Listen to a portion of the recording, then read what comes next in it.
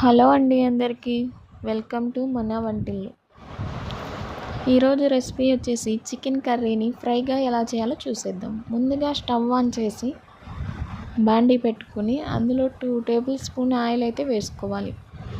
ఇది కాగిన తర్వాత ఇందులో ముక్కలనైతే ఆ కర్రీలో ఉన్న ముక్కలనైతే ఏరేసి బాండీలో వేసుకొని వేపుకోవాలి. దీన్ని మెల్లమెల్లగా కదుపుతూ వేపుకోవాలి. ఇది ఎర్రడాలుగా వచ్చేంతవరకు అయితే వేపుకోవాలి. ఫంక్షన్లో మనకి కర్రీ అనేది చాలా మిగిలిపోతూ ఉంటే పడేస్తూ ఉంటారు కదా, అలా కాకుండా ఇలా ఒకసారి ట్రై చేయండి. అచ్చం చికెన్ ఫ్రై లాగానే ఉంటుంది. ఇలా ఒకసారి మీరు ట్రై చేసి తినండి, మరలా ఇలాగే ట్రై చేస్తారు చికెన్ కర్రీ మిగిలిన ప్రతిసారి. ఇలా ఎర్రడాలుగా వచ్చిన తర్వాత ఇందులో ధనియాల పొడిని అయితే యాడ్ చేసుకోవాలి. దీన్ని ఒకసారి మరలా తిప్పుకోవాలి. ధనియాల పొడి అంతా దానికి పట్టేలాగా అయితే తిప్పేసుకోవాలి.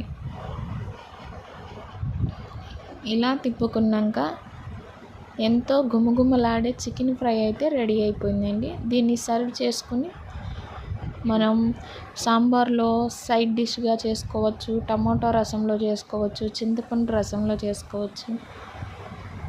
ఇలా సైడ్ డిష్కి తింటే సూపర్గా అయితే ఉంటుందండి. మీకు కనుక నా రెసిపీస్ నచ్చినట్టయితే లైక్ చేయండి, షేర్ చేయండి, సబ్స్క్రైబ్ చేసుకోండి.